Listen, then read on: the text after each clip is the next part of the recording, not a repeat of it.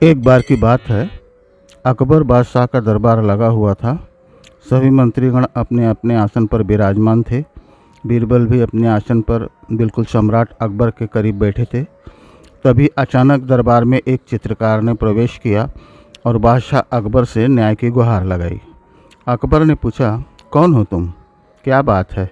किसने तुम्हारे साथ अन्याय किया है? चित्रकार बोला, हुजूर, मैं पेशे से एक चित्रकार हूँ।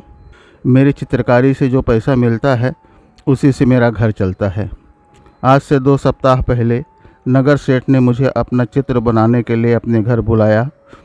तब से अभी तक मैंने नगर सेठ के सैकड़ों चित्र बना डाले, लेकिन उसने मुझे एक भी चित्र बनाने का पैसा नहीं दिया। अकबर ने पूछा, क्या तुमने नगर सेठ से अपने पैसे मांगे थे?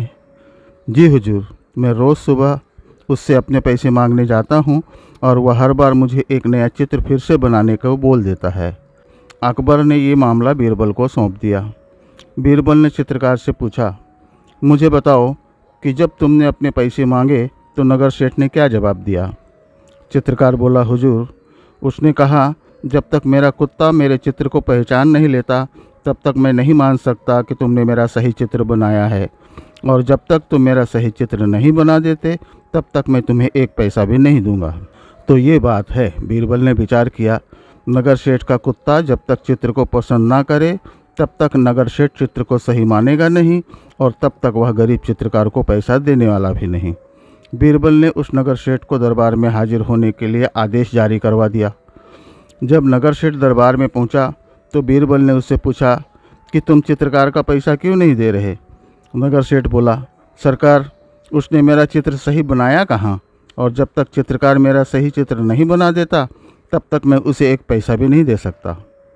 अच्छा ठीक है, बीरबल बोले, तुम कैसे तय करोगे कि चित्रकार ने चित्र सही बनाया है या खराब? हुजूर, जब चित्रकार के बनाए चित्र को मेरा कुत्ता पहचान लेगा तब मैं मान लूँगा कि चित्रकार ने सही चित्र बनाया है। नगर सेठ ने वही पुराना राग अपनाया।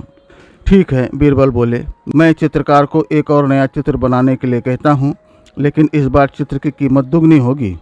नगर सेठ बोला कि अगर उसका कुत्ता उसके चित्र को पहचान लेता है तो वह उस चित्र की मुँहमांगी कीमत दे सकता है। बीरबल बोले, ठीक है, तुम कल दरबार में अपने कुत्ते के साथ आना।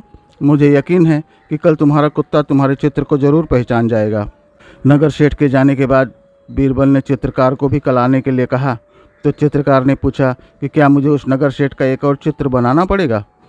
बिल्कुल नहीं, तुमने जो चित्र बनाया है वही मुझे दे दो और तुम जाओ।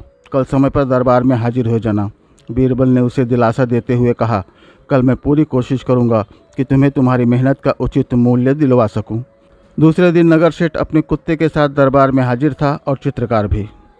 तभी बीरबल दरबार में हाजिर होते हैं और उनके हाथों में नगर सेठ का वही चित्र होता है जो कल चित्रकार ने बीरबल को दिया था।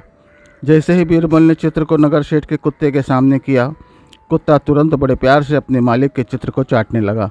यह देखकर नगर सेठ बहुत खुश हुआ। उसे यकीन हो गया कि चित्रकार ने इस बार उसका एकदम सही चित्र बनाया है। वह चित्रकार से बोला, बोलो, क्या कीमत चाहते हो इस चित्र की? चित्रकार की बजाय बीरबल बोला, तुमने कहा था अगर कुत्ता तुम्हारे चित्र को पहचान जाएगा तो तुम चित्र की मुँहमांगी कीमत दोगे।